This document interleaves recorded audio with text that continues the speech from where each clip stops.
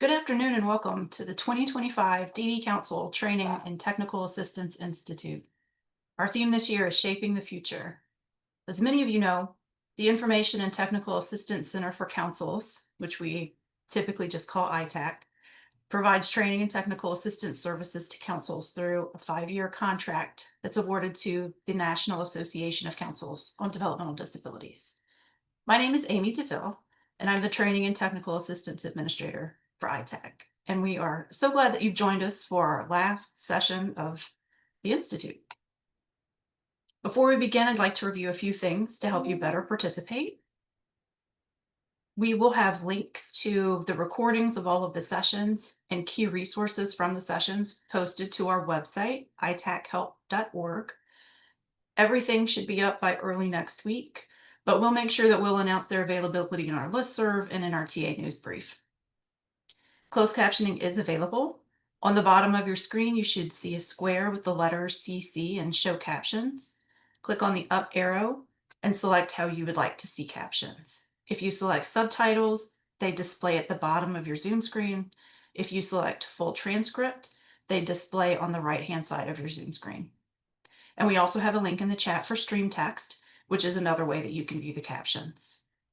We invite comments and questions. Feel free to put questions in the chat or in the Q&A box at any time, and speakers will answer questions at the end of their presentations.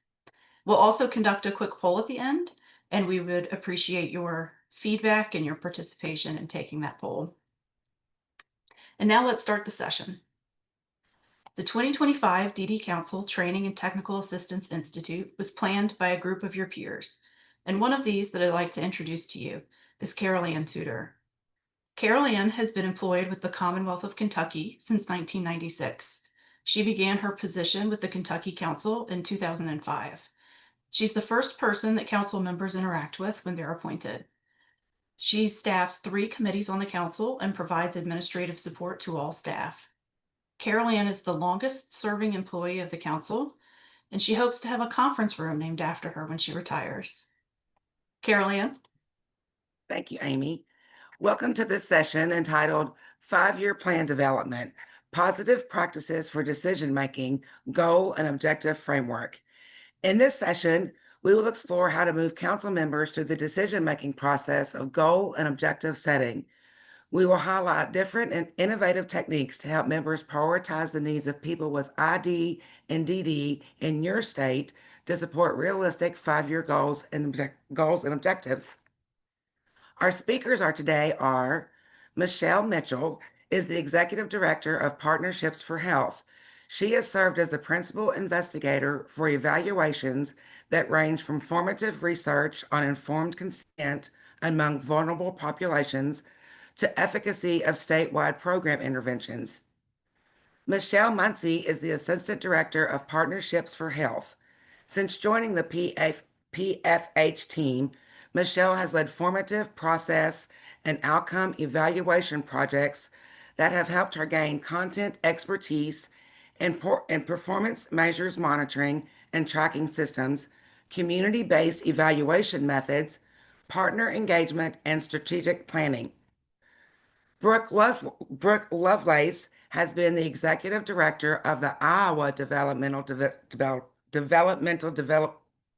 I can't speak today, Disability Council since July 2018. She has more than 25 years of experience developing, implementing, managing, and leading programs and systems change activities that promote independent and self-determined lives for Iowans with disabilities. Vanessa Blaze serves as the Director of Policy and Planning for the New Hampshire Council on Developmental Disabilities. She is a plain language expert, most recently focused on plain language in law and civic policy. Phantom Mitchell serves as the Office Manager and Membership Coordinator for the Georgia Council on Developmental Disabilities. In this role, she works closely with council members and staff, supporting them in day-to-day operations and any council needs. Daintree Bartoltis serves as the Executive Administrator of the Hawaii State Council on Developmental Disabilities. With over 2 decades of leadership in disability rights, public health, and systems transformation, she is deeply committed to building inclusive communities across the state. At this time, we will hear from Michelle Mitchell and Michelle Muncie. Thank you so much, Carolyn. And good morning, good afternoon, good evening, depending on your time zone. It's good to see and read so many people and some faces from that we remember last year. As most people know, Michelle, there's two Michelles at PFH.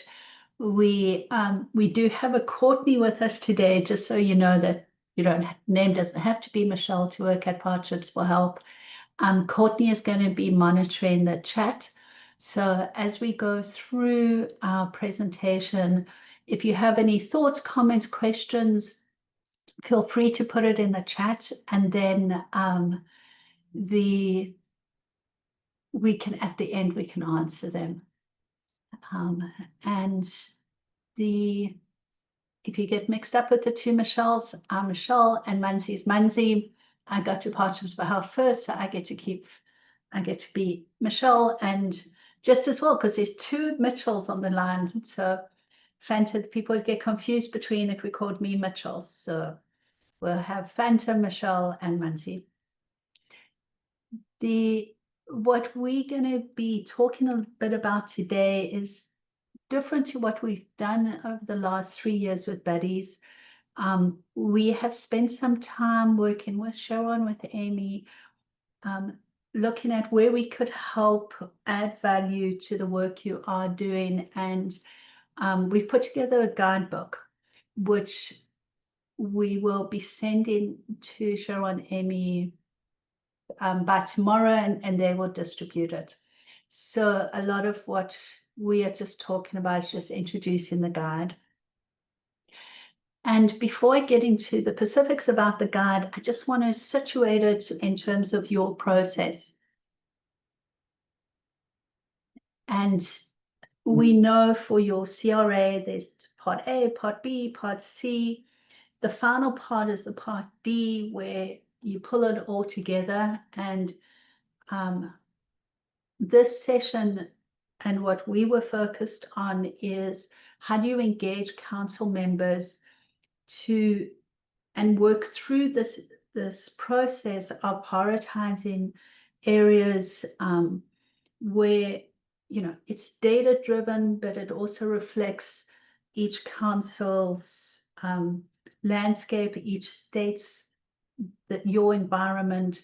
And so how do you do this dance with tailoring it to individual interests, but also making it statewide? And so today, what we're going to do in talking about this guide is I'm going to briefly go through the purpose and the structure of the book, the guide. Michelle will then take us through, we created a workshop which we just shortly call the SAM, and SAM stands for Strategic Alignment Matrix. We will just review those 6 steps. There's also some key tools and facilitations that are all in the guide, and then we'll end with a Q&A and we'll just clarify next steps. The good news is please don't worry about taking any notes. Everything Michelle and I are going to say today, except for maybe a few humorous things, are in the guidebook. And so it's all in there. I'm hoping that you get an idea of where this could fit and help in your process. And that really is where we want to go today. So talking a little bit about the guide, we created it really to fulfill 4 purposes. And the first is to provide DDC staff with a structured, inclusive framework. That's really what we'll go through today, is this framework. I will say, like any guidebook, toolkit, whatever you want to call it, you might find parts that are really helpful, and you might find parts where you're like, this will not work with my council, with my in my state. And so it really is like take what adds value to your process and ignore the rest. We wanted to create a framework that aligned with the proposed goals and objectives in the DD Act, as well as what you've done in Part A, B, and C of your CRA. It also creates a transparent criteria-based decision-making process so that it's not, I mean, it considers personality and it considers capacity, but it should allow you the ability to document and justify, when you get to the rationale for the goal selected. This should allow you to be able to do that fairly easily. And really importantly is it centers council members' voices in the strategic goal settings. So it's a lot of hard work. And I know you guys know how hard it is to plan and implement any strategic process. And it's really important work. And so hopefully this is a framework that will give you some tools. All the work we do, we work within a theoretical framework. And the theoretical framework is really important in any evaluation setting, because it allows us to go through a framework and not put too much of our thumbprint on it. And when people say, why did you do this? We can fall back on the framework. Or if you get stuck, the framework often is a really good place just to go back to. It's like this anchor that grounds us in the work we're doing. And there's this design process called diverge, organize, converge. It's what a lot of brainstorming processes are about. I'm pretty sure we've all been through this process. We may not call it this, but it's like in the beginning, you want to create choices. You want to diverge. You want to get big. You want to put everything down and see what sticks. And so you're creating choices. What's really important here is no one's judging. It's like old-fashioned saying that like there's no bad idea or there's no stupid idea. That's where people can be wild. And it's sometimes I've had strategic planning and people are really wild. And I'm just like inside, I'm like, oh, this will never work. But during this phase, you refrain from any of that and you just be like, that's nice. This is great. Give us more. Because you know that you're going to get to this converge. And in the, before you get to, part of the converging actually is, so you open it wide, everyone brainstorms, thinks of these great, wonderful, wild ideas. Then you need to organize them into something more manageable. And that's where we'll talk about like creating categories or themes. And then it's about converging and really prioritizing, making choices so that you get to the end where you've got innovation as well as like consistency and no like crazy, they're really aspirational but not feasible process. And so that's where we want to go with it. As much as when you diverge in, there's no judgment, any idea is a great idea. When you converge in, when you're bringing it down, you're narrowing, you really have to force changes. And one of the challenges I have when you have to force changes is people like, well, we'll just combine all three of these different ideas into one and we'll propose that. And so this is where a lot of the facilitation can be really tricky, because where people really, really are passionate about one thing, and it doesn't seem like anyone else is passionate about it in the room, they may want to like tack it onto something else or really not let go of it. So I think out of all of this, the converging is the hard part. And this is where the SAM, the Strategic Alignment Matrix, can really help, because it doesn't make it personal. If people have to give up on their pet passion, it's really hard not to take it personally. If you've got something that's very structured, it just becomes much less personal. And so when we look at the guide, the structure of the guide, there's 3 parts. There's a pre-workshop preparation, what things you need to do before you get to the strategic part of the workshop. There's some pre-work that needs to be done. You then get to the workshop. That's a lot of what the guide is about.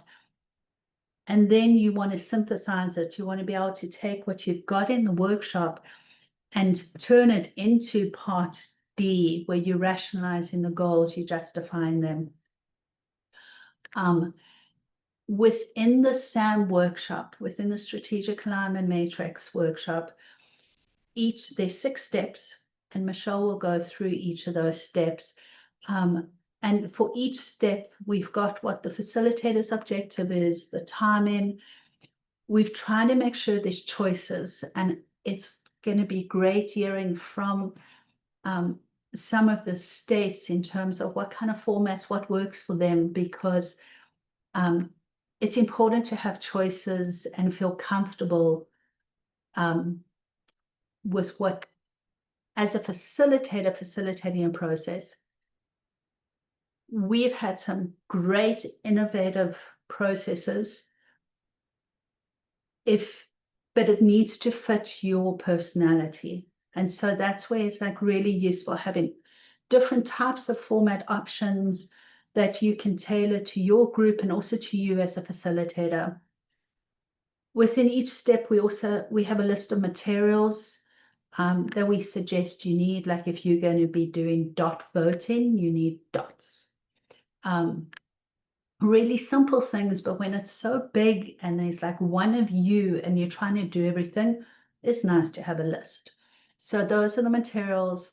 And then tools where it's possible. We've created tools for you, and we'll send this to you as a Word document, so you can just cut them out and use them.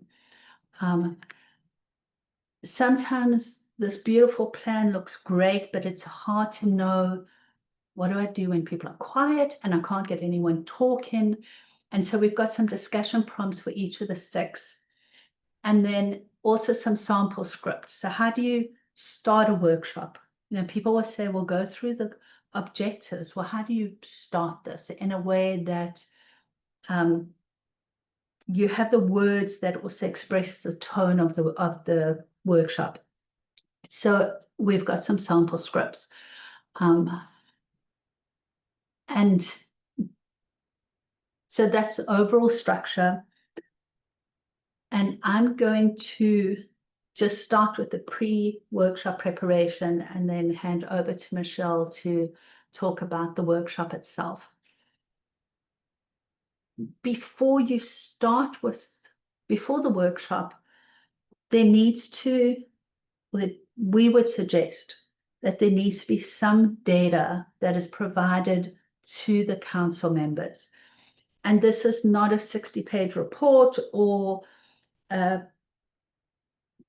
BRFS, some surveillance data set. This is really where you start introducing the topic areas, the category areas, however you want to think of them, and giving council members, just a very brief list of data points. What you decide to use as your data points is totally up to you. What we suggest is use as part of what you've been doing in this process. So for the CRA Part B, where you do the portrait of estate services, you look at health and healthcare, employment, informal and formal supports, education, housing, transport. So you may just want to have one data point for each of those.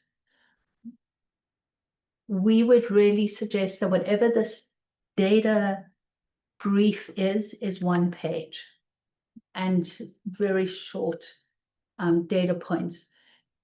I don't think at this point you have to worry about citing your source and translating them and worrying about making them look scientifically correct. It's more important that they're readable and they convey an important data point, because this is for your council. This is not for anyone else. The other way you can structure the data is in part C, where you're looking at state issues and challenges. You could have those topic areas, eligibility for services, underserved population, assisted technology, residential care. So there's all those topics.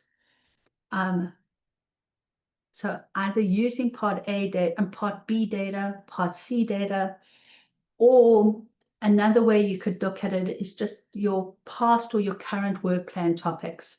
So advocacy, systems change, capacity building, whatever works for you and your council.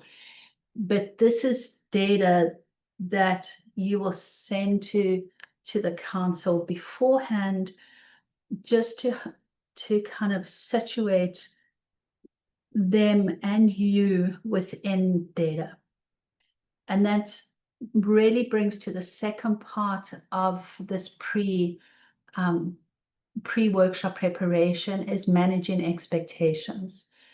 And we've included sample emails that you could use, but it's sending out an email to your council members, inviting them to this workshop and saying what to expect.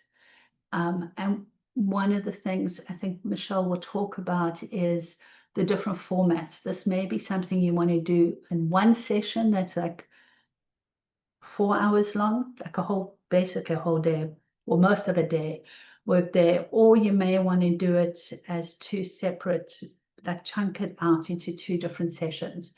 Whatever you do, it's conveying that to your members and saying, this is the purpose of the workshop, that it's hands-on. We're going to need everyone's opinions, what to expect, how they can prepare for it. Sometimes people really, particularly if they're internal processes, they need to think about things by themselves for a little bit of time before engaging.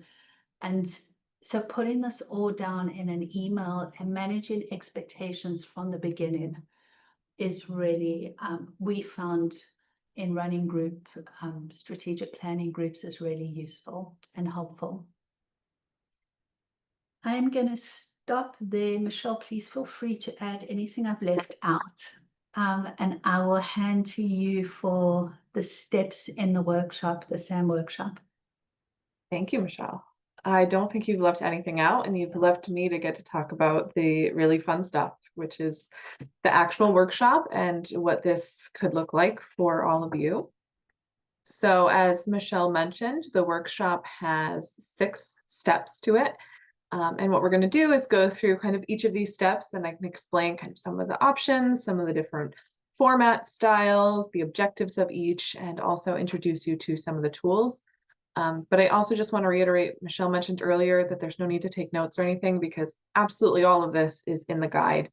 All of the tools, all of the facilitation objectives, everything is written out in the guide. Today is just a way to introduce it to you all. So don't stress yourself with any notes. All right, so the 6 steps to the Strategic Alignment Matrix workshop. First, you're going to start by reviewing the data that you have with your council members. Michelle just did a great job of kind of outlining what this data is, right? Some of your CRA data, it could be any additional data that you have or that was collected to support the process. But starting with the data really just helps to frame the conversation and get participants ready to make data-informed decisions or kind of think about things with data in the back of their mind. So then step 2, you're going to move on to the brainstorming different ideas for goals, for objectives. This is really where, again, as Michelle said earlier, you maybe want to go a little bit wild, depending. Moving on to step 3, you'll take all of those ideas and try to organize them or categorize them into themes or different groups, really to help participants make sense of the ideas and to prepare them to kind of dive deeper into each of them. So then moving on to step 4, what you will do is you will evaluate each of the ideas or initiatives using the SAM criteria, and we'll cover what that entails a little bit later. For step 5, this is where you're going to take all of the scores that come from step 4. So let me back up for a second. In step 4, you're going to apply the criteria to each of your initiatives, and then each initiative is actually going to get a score. So you can kind of understand numerically where it fits and where it might be prioritized. And then in step 5, now that you have everything scored, you'll review everything, and the group will start to prioritize and decide on which goals and objectives make the cut and maybe which don't. So that's where you're really kind of thinking about what are we going to be moving forward with. And then finally, in step 6, this is where we want to document the decisions that were made during the workshop. And then it also helps to outline all of the next steps to prepare you all for taking what came from the workshop and moving towards your 5-year state plan. So now we're going to go through each of these in a bit more detail. So starting with kind of the big picture overview of the workshop. So overall, the process is really kind of working with your councils to review the data you have, brainstorm different ideas around goals and objectives for your 5-year plans, assessing and prioritizing and deciding on those goals and objectives, and then finally documenting the process and the decision made. And so you might be wondering kind of this whole workshop, what could this look like? And Michelle introduced this already.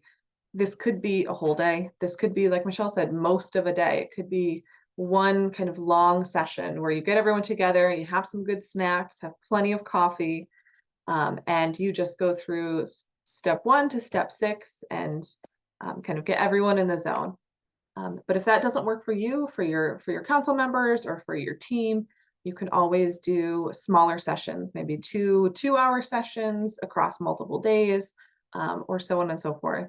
You could do a workshop that's virtual if that's better for your council members. You could also be in person. So really there's kind of flexibility for this workshop to be implemented however fits with you and your team best. And so as a tool to support kind of this workshop process and thinking about the big picture, as part of the guide, we have a sample annotated agenda. And what we mean by annotated agenda is just kind of a document that lays out the timing, the different topics you're going to cover, the process you're going to go through for each step. It'll include kind of what materials you might need to bring, things you want to make sure you have. And of course, this can all be modified based on the format that you all choose and that works best for you and your teams. All right, we're diving right into step 1.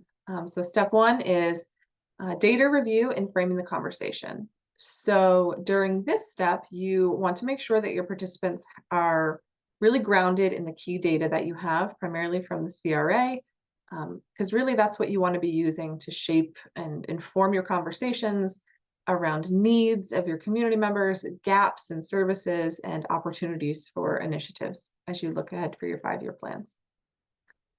And for this step, the goal isn't to do any in-depth analysis or anything, right? That work kind of is already done. You've already analyzed the data, you know what it looks like, you know what it's telling you. But it's really just giving folks time to digest it and interpret it and understand it to be able to launch them into generating some ideas and into that brainstorming stage. And so to lay the groundwork for this, we have a tool, and Michelle introduced this on one of her previous slides.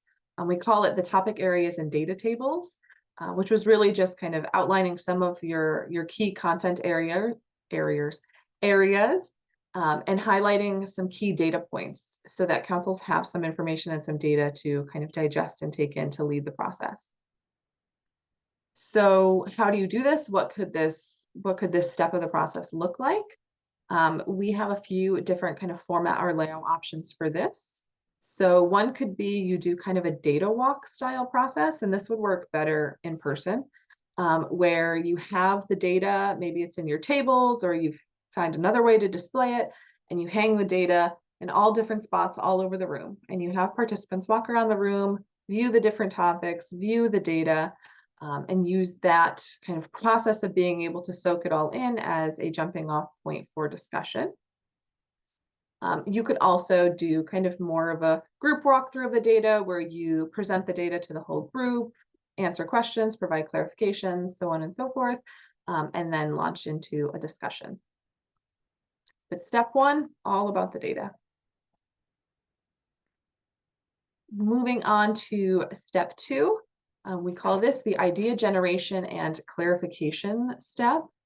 So here you'll be using a brainstorming activity to collect ideas from the group for potential goals and objectives for the 5-year plan. So this is really like the fun I think it's fun, the brainstorming step.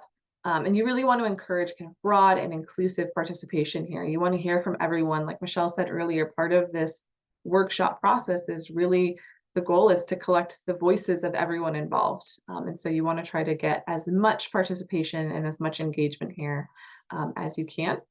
And it also just sets the tone for the rest of the workshop to be collaborative and to get people thinking creatively. So a few ways to do this step of the workshop. You could have a facilitator, a lead facilitator who's leading the large group through a discussion, and then a second co-facilitator who's acting as the scribe or the note taker who's documenting all of the ideas.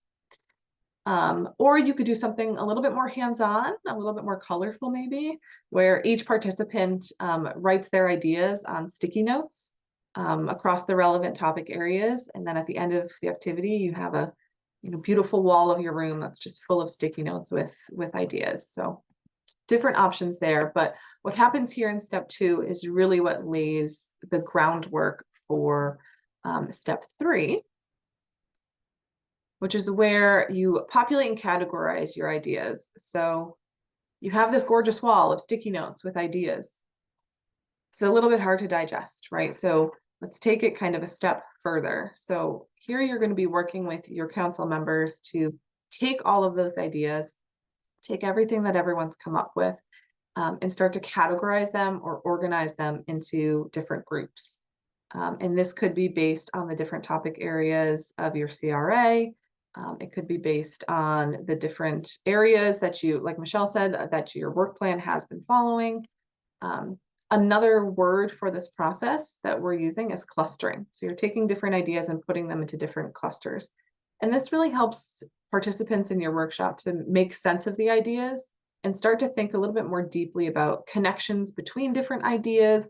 It might help identify areas where, we don't have as many ideas and maybe we need to go back to the drawing board. But it's an important process before you really get into prioritizing and making decisions on these ideas around goals and objectives. So in terms of format, you could do another kind of facilitator guided process where someone from your team leads the discussion, and as they take in the information from the group, they start kind of leading the process of clustering ideas based on what the group is telling them. Or if you've done sticky notes in step two, you can then do kind of a participant-led approach where everyone moves around the room with the sticky notes and they move sticky notes all over the place into different kind of content areas, gets people up and moving around, and allows people to be able to kind of interact with the work as you're going through it. And for this step, we've developed a tool that we're calling the SAM clustering worksheet, which is really just a simple format where you can organize the ideas during this clustering process. You can identify kind of what your categories are, which goal and objective brainstormed ideas fit into each of those categories, organize any notes or thoughts around them. So just a way to keep the process kind of clean, and you'll notice kind of a theme throughout being documentation. So another way to just kind of document what's been happening during this step. All right, step 4. This is my favorite step. So you now have all of your ideas and you have them kind of cleanly, or as cleanly as possible, categorized into different groups. Now it's time to score them. And that's what's happening here in step 4. So for this step, you'll be guiding council members through a conversation to evaluate each of your brainstormed ideas against a set of criteria. And then this really helps to kind of highlight key insights. It will bring forth any issues or concerns that need to be addressed, any major gaps that might have kind of fallen through the cracks during steps 1 through 3. But you'll also be gathering the input that you need to help councils make the final decisions on which goals and objectives are going to be focused on. So each of, and we'll go through the criteria in just a moment, but each of the goals and objectives that was brainstormed will be scored from 0 to 5. The higher the score, the more the idea is aligned with, your council's mission, with the federal requirements, with feasibility, with capacity, so on and so forth. So the higher something scores, the kind of stronger that goal or objective might be in terms of prioritization. So in terms of the process here, you can have a facilitator lead the large group through this process to go kind of one by one through the brainstorm ideas. You could also break into smaller groups and have each of the small groups kind of take on some of the brainstormed ideas and do that evaluation process themselves. And this is where we have some really exciting tools that can help walk through the process. So one, we have what we're calling the SAM Excel tool. And really, this is just a place to put all of the ideas, put all of your scores, and it actually auto scores each of the brainstormed initiatives. So don't worry if you're not good at math, you don't have to be. All you have to do is put in your scores for each criteria and you'll get an overall score for each of the initiatives. And then, of course, with documentation, we have a tool, the scoring sheet, where you can keep track of each of the scores. And it also gives you a place to kind of keep track of any notes and key discussions around each of the topics, as well as any red flags that have come up that need additional discussion. So I've talked about all of this scoring, but now I would like to show you what the criteria are. What are you scoring? What does it look like? So we have 9 SAM criteria. So first we have federal mandate fit. And so for this, we're really looking at, is the proposed initiative, is the goal or objective, is it required? Is it kind of strongly encouraged under the DD Act, or is it something that kind of supports a federal requirement? Data alignment is looking at what data do you have through your CRA or through your state, national, council level, community level data? What data do you have that indicates that this goal or objective is a need in your community and a need for the folks that you serve? Mission alignment, this one's pretty self-explanatory. Is the proposed initiative supportive of your council's vision, values, long-term goals and outcomes? Partner support, we never really do any work alone, right? So we want to make sure that our partners are involved in the process and are supportive of the initiatives that we'll be undertaking over the next 5 years. So one of the criteria is just kind of rating how strongly we have support from some of our key partners or community agencies that we might work with for any of the given initiatives. Evidence base has us kind of looking into what's already happened, what work maybe we've done or some of our partners have done.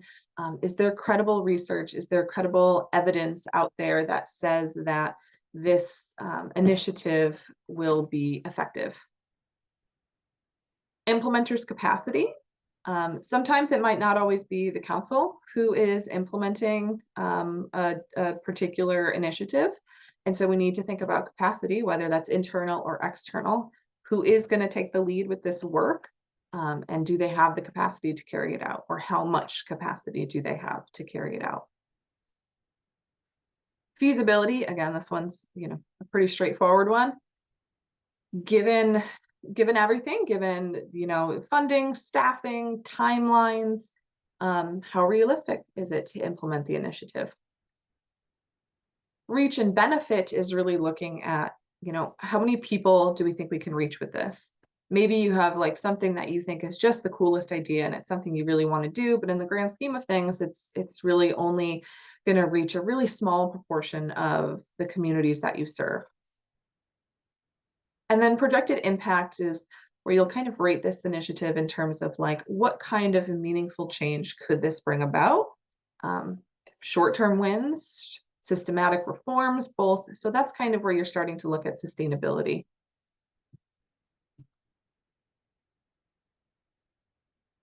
Okay, so step 5, you now have kind of a list of your different ideas for initiatives. You have scored them. Now it's time to take each of those, look at the overall scores for each of them, consider all of the conversations you've had about each of them, and work with your group to really prioritize the initiatives and start to rank them. Start to really hone in on which ones you think you might be moving forward with. So in terms of the process, you can display some summary tables with scores for each of the initiatives and facilitate a large group discussion around which of the initiatives are kind of must-dos, which ones you might maybe want to focus on, start to have those conversations around prioritizing them. Or you could alternatively, like Michelle mentioned earlier, use the dot voting system, which is always fun. You could use polling and have people start to kind of vote. Do we move forward with this or not? At the end of step 5, really what you'll want is you'll want to know which of the goals and objectives your group has decided to move forward with. Because in step 6, surprise, surprise, it's document, document, document. So you really come up with those goals and objectives. You know what you're going to be focusing on for the next 5 years. So in this final step, you're really ensuring that the decisions that you and your council members have made during the workshop have been recorded and documented. And so for this step, you're really ensuring that, you know, that you're defining what the next 5 years of the planning process is going to look like, who is doing what. And for this, in terms of format options, you could do a facilitator-led discussion again, or you can also have small groups start to develop some kind of summary statements, identifying the rationale behind each of the selected initiatives. And for tools, we have the final priorities and rationale worksheet.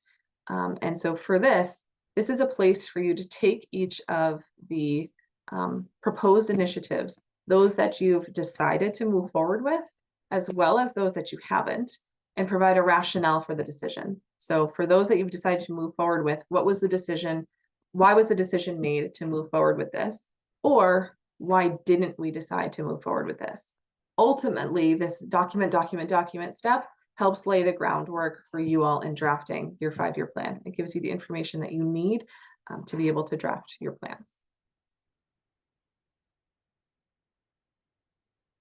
So you've wrapped up the workshop. You have all of this amazing documentation, but unfortunately the work isn't quite done yet. So kind of the final piece of this that ties it all together is the process of synthesizing the information from your workshop. And so here you're just consolidating all of the results, all of the information that was gathered into kind of a summary. And that's really guiding the drafting of your 5-year plan. It's capturing all of the decisions, the rationale, any outstanding questions, any red flags. This summary could also be a great thing to share with your council members, just as a documentation of the workshop that they went through. So in terms of just kind of high-level tasks that go into the synthesis process, you're going to start by reviewing everything. And it seems like a lot, right? Because we have a lot of notes, we have a lot of sticky notes, we have a lot of dots maybe, but you're going to take everything and review it all. Some of the goal and objective language that you've come up with during the workshop, maybe it needs to be refined a little bit, maybe it needs to be cleaned up a bit.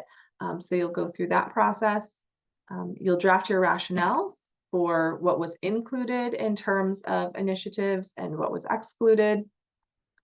You'll kind of having everything in one place, identify, are there any gaps? Is anything missing from this that we need to bring back to council members? Are there any clarifications that we need in order to draft the plan? And you have your translated top priorities. So then you're going to work on taking those and putting them into your plan format and actually drafting your 5-year plan that you'll then share with your council members for their review and feedback. So it's kind of taking from the first step of like, here's the data, what do we potentially want to do, all the way down to here's the draft plan and bringing it back to council members. So to kind of wrap things up, a few just kind of key facilitation tips. Michelle said it earlier. This is kind of a big undertaking, even if you're doing kind of multiple day sessions or if you're taking the whole day to do this, and facilitation can be a little tricky sometimes. So a few tips to just consider, like we mentioned, do a format that works for you, works for your councils. If facilitating 1 4 or 5 hour session is too much, then do multiple shorter sessions, whatever works for you all. You could use different types of scoring systems. So you could use even silent scoring before discussion happens to really kind of balance voices and make sure everyone's voices are included. You want to encourage broad participation from everyone in the group, particularly in generating those ideas so that the goals and objectives are really inclusive of everyone on the team. I think this is a key one for the facilitator. Assign roles in terms of who is facilitating, who is leading discussions, who is taking notes, who is in charge of the stickies, and who is in charge of the dots. It'll make your life a lot easier as you go through the process. And then, of course, just driving it home one more time, document, document, document. Make sure you're just keeping track of the process, documenting your rationale for all of your key decisions. This way, when it comes time to draft your 5-year plans, you are ready to go and you have all of the information that you need through this SAM workshop process. And with that, I will say thank you for listening. And if you have any questions or want to talk through any of this further, Michelle Mitchell and Michelle Muncie's emails are included here. But I am going to stop sharing and turn it over to you all for any questions that Michelle and I can answer on the process. Oh, there we go. I can see everyone now. Michelle, there's one question in the chat that says, can this process or portions of it take place virtually? Absolutely. It's one of in the guide, it's part of why we've done at least 2 potential formats, because one is more suited to virtual and one is more suited to in person. So in the guide, we really talk about the differences as well as like the overall difference if you're going to do it virtually or in person. It also includes, I think Michelle mentioned this earlier, any materials that you might need. They're going to look different for virtual versus in person. So there's lists of all of the materials you might need for both options. Yeah.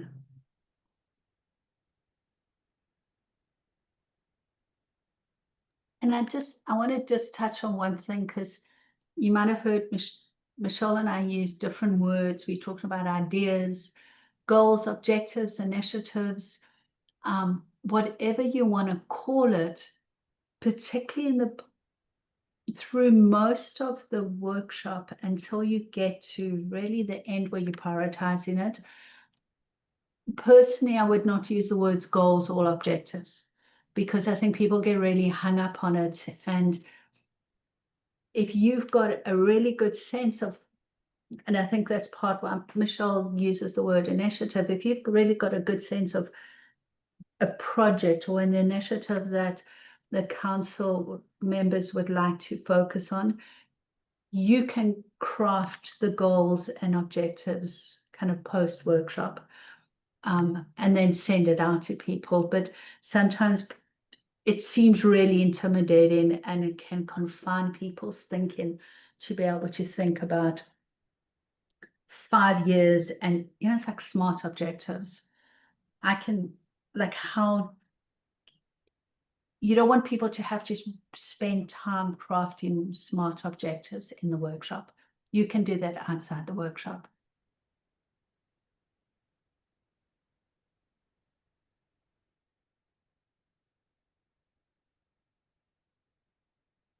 There's also a question about, are councils required to use the scoring system outlined? Absolutely not. Are councils required to use any of this? Nope. It's just tools and a helpful process. The scoring system just helps like put a number to it essentially. But do I you have will say, like, we developed this guide based on a lot of the briefs that ITAC had produced. And so a lot of this mirrors what ITAC has recommended in the briefs.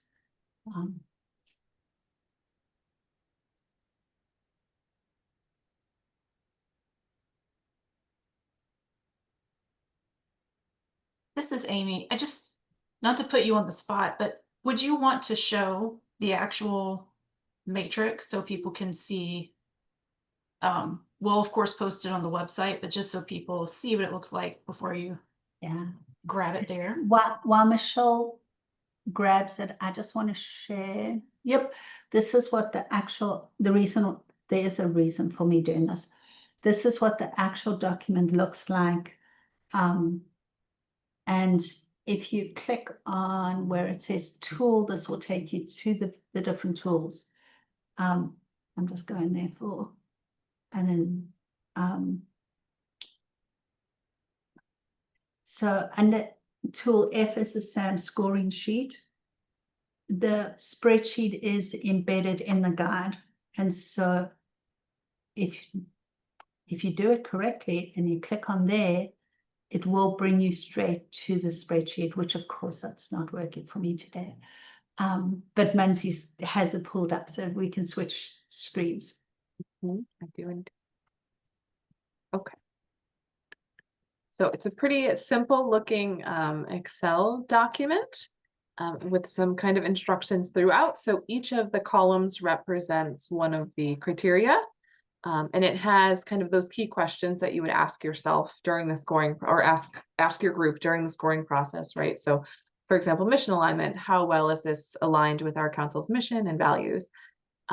This gray row here just shows you the scoring system, right? So how are you going to score it? Usually it's just on a 0 to 5 scale. And then on the scoring guide tab here, it explains for each of the criteria what each of the scores means, right? So if we're looking at evidence base, a score of 0 means there's no evidence out there. But a score of 5 means that there is robust evidence that says that this could be a successful initiative. So as you put in, I'm just going to make some things up here, as you put in your scoring and identify kind of where each lies. I'm trying to be. And Michelle, while you do that, one of the things I was thinking when you were presenting is, if I really don't want to think about evidence base as a council, we decided we're not thinking about evidence base. There is no evidence. You could also, this will work by just leaving out one of the criteria. So we've got 9 criteria. You may be like, we are only going to use 4. You can still use this. You could just, I think you could just hide the columns, right? You could literally just delete the column or hide the column, and it won't matter at all. It won't impact your scoring system. You'll still get an overall score, and it'll still work exactly the same with like your lower scores versus your higher scores. So as you work with the group to come up with a score for each kind of proposed idea, you'll get an overall score over here. By excluding any of the criteria, you could exclude 5 of the 9 criteria if you want. By excluding any of them, all it's doing is just like your highest rated score will just be a little bit lower. That's all. But pretty simple to use. There's no math involved. It's just kind of plugging in ideas, plugging in scores. And then this does the work for you to be able to then facilitate those conversations around prioritizing. And yes, will be embedded in the guide once we fix the link. But we can also share the Excel just as a standalone tool as well.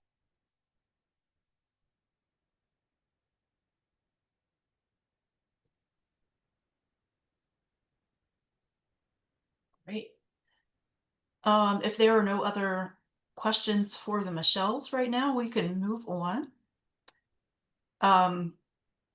Next, we'll hear from 4 councils who are just going to give their tips and strategies for helping their councils reach decisions when it comes to goals and objectives. Brooke?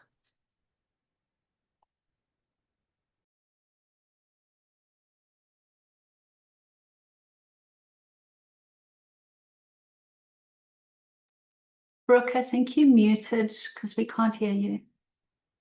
So sorry about that. Am I good now? Gosh, I thought I hit that. Can everybody hear me now? Good. Okay, well, what I had said is that's a hard act to follow. There was a lot of information there, and some of that stuff I think that we will be incorporating in our process as we move forward. So thank you for that. I definitely like the scoring tool that you used. In full disclosure here, I was a little surprised when Amy and Cheryl asked me to do this because I really didn't know what I was doing for sure when we put together our current plan, because I was really fairly new. But the process ended up working out. We ended up getting a plan that I think we were very happy with. And so we are kind of working on that same process this time. But as I mentioned, we may change it based on some of the information we just knew or just heard. But and also this time around too, and I'm sure this is with a lot of the councils, we have new members at the table that have different ideas on what we should be doing and at different levels of engagement. So I think we will be changing up a little bit the process that we did, but to how to get to our plans and how to get to our goals and objectives and our plans. So just know that this is a work in process, and we may be changing things, but so far this is how we have been doing things. We have already hired a third-party consultant that's kind of helping us through this process for the first half of it. We already did a statewide survey with our what we call our DD network, which reaches about 9,000 folks without the state of Iowa. That asked just some basic questions about what they thought the council should work on and how we can help them with their advocacy efforts and what are their areas of focus. We have council members do this too, and we separate out the council members' response from the surveys from what we have from the self-advocates and family members and general advocates. So we have those 4 responses in separate data tools, I guess, if you could say. We did receive over 368 responses, which was over 100 more than what we did during this last go around when we were planning for our 5-year. We hosted one listening session that we had last week that we had about 30 people attend. And then what our consultant helps us do is kind of analyze all of that information and identifies what we've been calling themes and priority areas or focus areas. So we also do not use the word goals or objectives as much as we can, during this process. We have, and you can go to the next slide, we have already had our facilitated workshop or discussion meeting to go over the data that we've received so far and just kind of walk through that and identify what some of the themes are. Why do council members think these were some of the needs that were identified by our network that answered the survey? And then with that information, our consultant will provide kind of some recommendations and some priorities for our state plan committee to consider. And so that's where I think we'll get to some of this with the workshop information or the SAM information that you guys walked through. In the previous year, we just met our state plan committee, which was just our executive committee, went and just kind of talked through some of the issues that came out of that executive summary from the previous facilitator that we used and highlighted some of the goals that we wanted to use. So it's really our state plan committee that helps draft our goals. So it's a smaller group that puts together some of those themes. And then our full council votes on it when it gets a little bit more formalized in a draft form for that. What I do want to emphasize is that we worked really hard this last planning process to make sure we were putting our objectives and our goals in clear language. So our advocates could take those goals and objectives and go back to their communities and explain the work that the council was doing. Our previous plan prior to that was pretty technical, and a lot of people I don't think understood, how our goals related to what our actual activities were. So we're really trying to do a better job last year and going forward to have it in a clear language format. But again, in full disclosure, we had it in such clear language that ACL actually wanted us to go back and put a little bit more detail into it. So we did do that. So we actually kind of have two state plans. We have one that's in an easier to read version, and then one that's more appropriate for ACL. But just a couple of things too, as we're going through this process that might be helpful for other councils. You may have been hearing this. We have, even today, so even prior to me being here, we had a lot of objectives. We still have a lot of objectives, especially when you consider that we're a smaller state. So we're working with our council and sealing that is that we can't do everything, and we do need to prioritize. There's a lot of needs in our state right now, and we've got such engaged council members that want to just do everything, and we're just not going to be able to do that. So we need our state plan committee to review and consider what are things that we can do. A couple of the other things that we're going to do, we're not starting from scratch here. There are some good things that our council, our activities, our goals and objectives that we have been doing that have had good impact and have been working and creating change here. So we don't want to throw all of those out. So we're going to walk through a little exercise with our state plan committee about, what's working, what are some activities that we know are still needed to do because maybe we didn't get to where we wanted to be during this 5-year plan, but we know we made some progress and we want to keep doing that work. So we're going to kind of walk through that before we actually just, start off with brand new goals. And we also had a council member who's actually a state representative, share that we should kind of walk through an impact grid with some of the things that we're considering. Are the stuff that we're considering changing or doing, do they actually have high impact and maybe a little bit low effort? Not that we wouldn't necessarily do those, well, those are the things you actually want to do if you can, but that doesn't necessarily always happen. But where we want to avoid is the low impact, but high effort, because sometimes we seem to put things in our activities that end up doing that.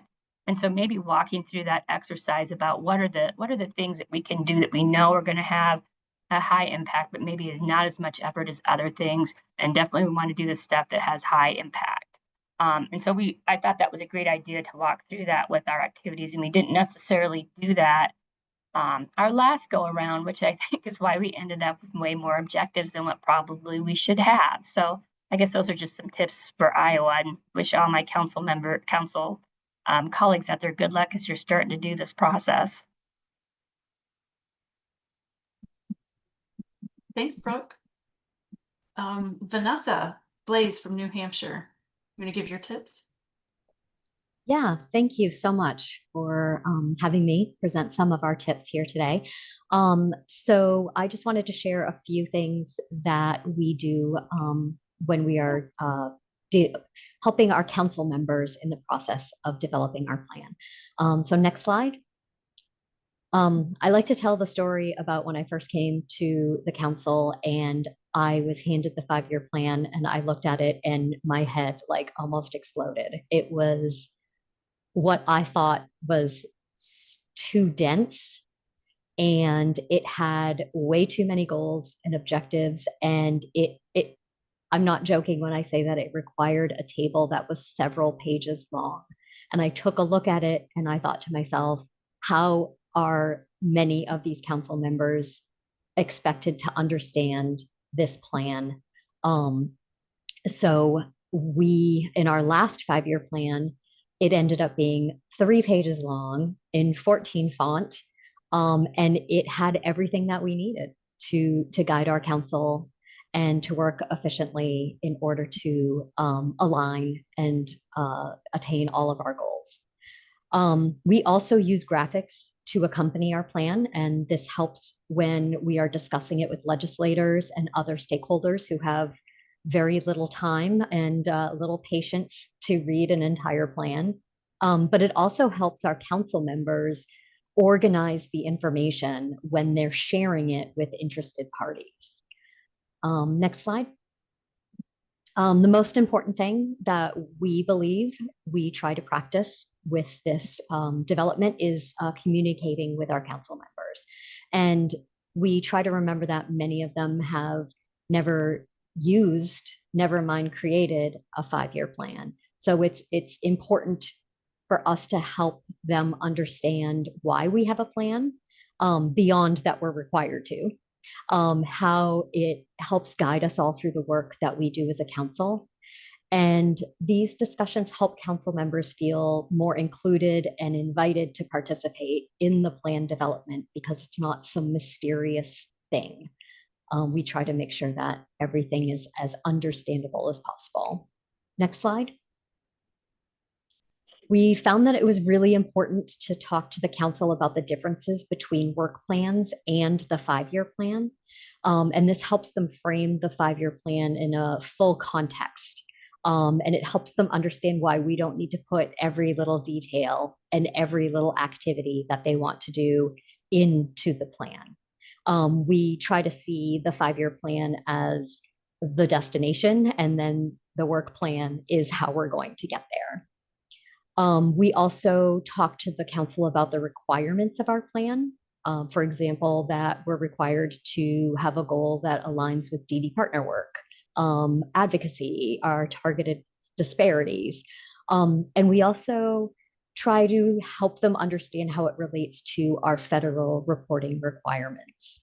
And we talked to them about the necessity of being flexible. This was a huge lesson that we learned during COVID, that because of COVID, we had to do a lot of pivoting.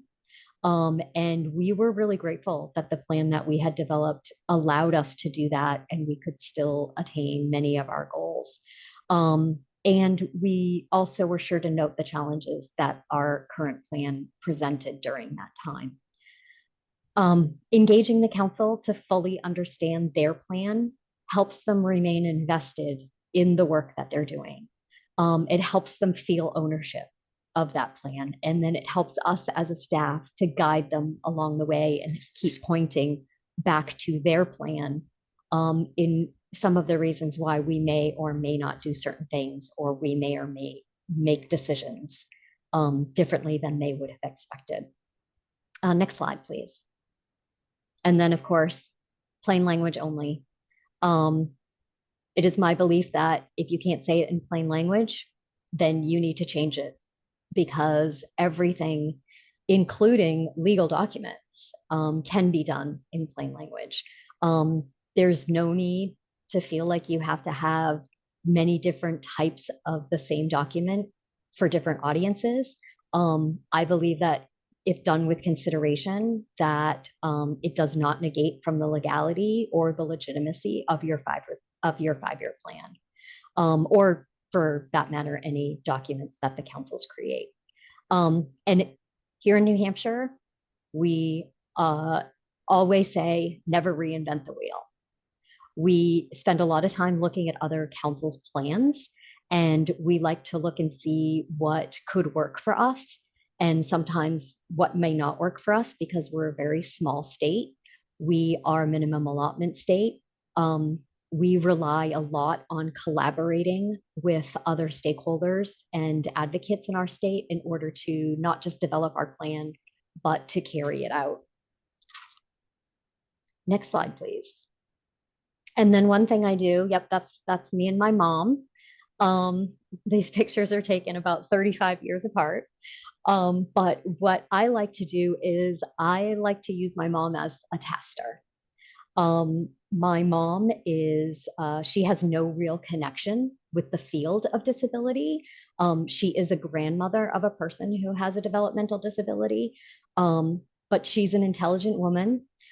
She advocates in her community for aging adults, but she would never say that. She doesn't realize that that's what she's doing. She thinks she's just being a busybody. But so what I like to do is I like to give her documents and ask her what she thinks it means, and if she can give me examples of maybe a project or an activity or a concept.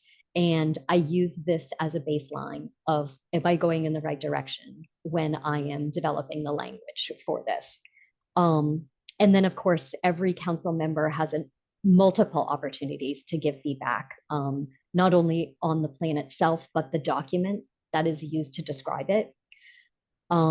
And we work alongside them, and not only developing the plan, but then we also like to include them as much as possible in the work plan. And having that full concept of the 5-year plan makes the work plan process much easier, and I feel much more effective in allowing them, like I said, to take ownership of the work that we're doing, and to be able to communicate that work to other interested parties here in our state.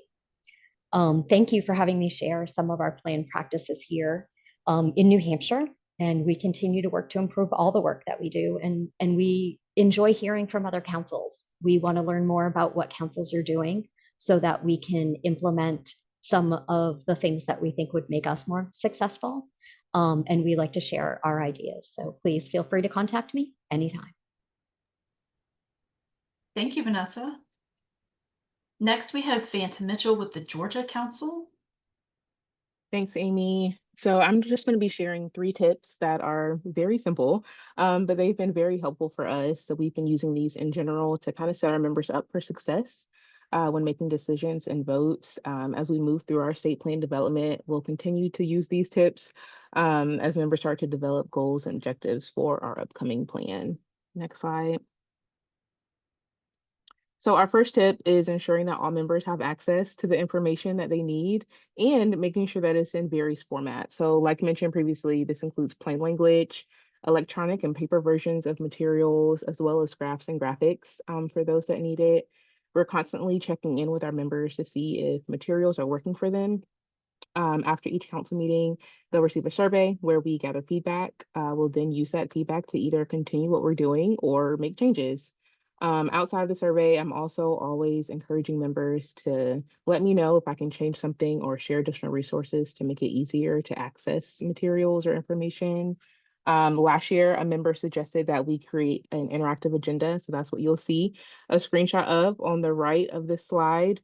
But this is just a place where they could easily access all of the materials that they needed for that meeting. Before this, we would send all the materials in separate PDFs via email, which could be very overwhelming and confusing. So this was kind of like a central place for everyone to access, what they need in one place. Next slide. So our next tip is always giving members time to review the information before they'll need to discuss and make decisions. Everyone digests information differently, so we want to ensure that we give everyone time to review and ask questions. Typically, we'll give members at least a week to review information before decisions or discussions are held. Of course, this depends on the type of vote. So for example, larger decisions will give members more time to review. Whenever we need to make bylaw changes, members will have access to those proposed changes for at least a month in advance before we meet together to discuss the changes and vote on them. I will also offer time to discuss information and ask questions. So for us, this looks like hopping on a virtual call and talking through the information, or the members giving me a call, sending me a text if they have more questions. Recently, we've started holding what we call pre-meetings ahead of our larger council meetings. Typically, these are based on interest, but it's kind of a time for members to freely ask questions in a space that's low stakes. So it's not in as a large space as our council meeting. It's usually less than 10 members will join, and we can talk through anything. They can freely ask questions and get all the information they need before making an informed decision. Next slide. So our last tip is always to hold our votes together or make decisions together as a group instead of through email. We love to do these in person. However, that's not always possible. So sometimes virtual calls can be just as effective, but we try to always make sure that we're together when we, hold big discussions and make decisions. Before a vote or a decision is made, we'll always reserve time to discuss it beforehand in case anyone has questions. But it's always easier to have discussions when members are comfortable speaking out. So to encourage members, to speak out, we've started including interactive games whenever we're together as a group. So you'll see an example of one of our games that we held last year. This was a Jeopardy game. And we actually created this based on feedback from members. At the time we were onboarding a lot of new members. And so it was a way for everyone to kind of get together, connect with each other. And our group is very competitive. And so this was able to kind of break the ice, and everyone was able to get to know each other a little bit better, but in a competitive space. That was helpful for them. But by doing it, we were able to get feedback from the members on what they know and what they didn't know. So this was, of course, council related. So we highlighted different council items, but we could see, what they were familiar with, maybe what we needed to touch on again. But it just really made members comfortable to speak out. And then after that, we saw a huge difference in participation levels at our meetings. And so members are comfortable to speak out, ask questions. If they had varying opinions, they were okay speaking up and, talking about them, talking through them. And so this has made it a lot easier for us to, have those heavier discussions ahead of a decision. And then next slide, I think this will be my last one.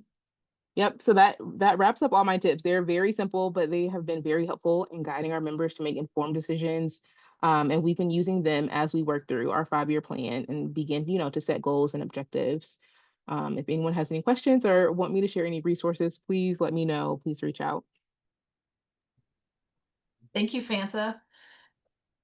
And finally, we have Daintree Bartolus in the Hawaii Council. Daintree? Hey, folks. So as you guys know, it takes like 3 times before it clicks. So I'm just going off the coattails of Vanessa, who mentioned that run it through the test. So beforehand, we want to make sure we look into things. And Fanta, how you're saying materials work, how did those materials work for you after something happened? And that's pretty much the same thing we do. So our council, we span across a culturally rich and geographic diverse state. So I believe, is the only state, the nation that has to go canoeing to go to each county. So we're really diverse and going to each county. Next slide. In Hawaii, we find that the most valuable input often comes from informal community-based conversations. When people feel safe in seeing, they share more honestly, we have found.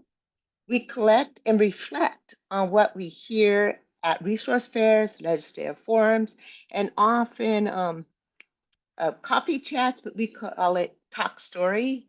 These stories guide us, our objectives, far more than formal needs and assessments alone. Next slide. I want to share a quick story about Herman. Herman is a man with a developmental disability who for years was told not to work so he won't lose his Medicaid or any other support services. Through ABLE, he now works part-time, pays taxes, and has saved over $5,000 while keeping all of his benefits. We share his story, and he shares his story whenever we talk about SSI limitations and things about working and why you should work and getting rid of that old myth that you're going to lose everything if you work. That's just not true anymore, at least in Hawaii. The pairing helps stakeholders connect emotionally and logically to the need for flexible saving supports. Next slide. Started to do what? Advanced prep packets. This practice especially supports our advocates and family members who are busy. One of our most effective planning tools is what we call our prep packets. So similar to what Fanta, I believe, had said, that we send out information beforehand, like a week before our meetings. They're in plain language summaries to the key findings. So we'll have a 1-pager that in plain language that explains what's going to be happening. And then we use infographics and visuals so it's easily understood by all of our council members. And I want to emphasize here, that it's not just for self-advocates or the lived experience, because a lot of our council members have other jobs, right? You don't get paid. I mean, our board members, excuse me. And so, you want something in a hurry, quickly, to be able to look at something, get those bullets to understand. And that's something that we discovered is very useful. So at one time, we only did for our self-advocates, we'd have a meeting, a pre-meeting, we called it. But we realized that it's everybody, we all have different wearing different hats and such. And so we found that these advanced packets, to send it out ahead of time and to follow up with individuals, it works much better. And not to identify a certain group, we have very, very busy parents and advocates and state agencies as well. Sorry, I digress there. So I have a script I'm going to try to stay to because we have 5 to 7 minutes. Okay, going on. Most of our members appreciate having time to review and digest the information. It increases participation, it increases participation and builds trust. That trust really goes to the other state agencies. When we let them know ahead of time, they know they could come to our meetings and know it's not a gotcha situation. Because sometimes it's like, oh, the DD division and the way they're going to be doing this, or the state legislator may came and we're going to get you on this. No, to give somebody that information ahead of time gives them a sense of trust and they can relax a little bit. And we found that so important. That builds trust to give something to somebody ahead of time because they know we're working together. Next slide. Okay, so lived experiences first. So we begin every council planning session with a lived experience story. We ask participants, when did a lived experience change a plan or policy? That one question reframed the entire discussion. However, we first have to make sure the person understands what we're asking. We don't use that term in typical language. What's your lived experience? So we have to remind them, hey, remember when you told me about that time this happened to you? And how your friend, when you're crossing the street, they almost got banged by that car. And so we went back and we talked to the legislators to hit that button so those lights blink. Yeah, that's a lived experience. That's a story of something that happened to you or almost happened to you, where you went and you told somebody about it to make it safer for you or make it easier for you or more pleasant experience. And so what we have found is sometimes plain language, we don't want to change it so much that we change that term. Lived experience, we're going to hear a lot of. So we want to explain it in a way that we still use the word lived experience, but they understand that definition. So we always want to make sure we include the definition and not take away the term, because that term is always going to be there, right? So that's just something. So that's something we learn, lived experiences all the time. And all of a sudden, some of our advocates are like, what does that mean? Huh? I was like, oh, shoot, that's right. Yeah. And so then we have to explain that time, that crosswalk. Oh, okay. And so, okay, sorry. All right, going. Oh, that's it. My time is up. My 5.32 minutes are up. So any questions, please let me know. Thank you so much for this opportunity. Thank you, Daintree.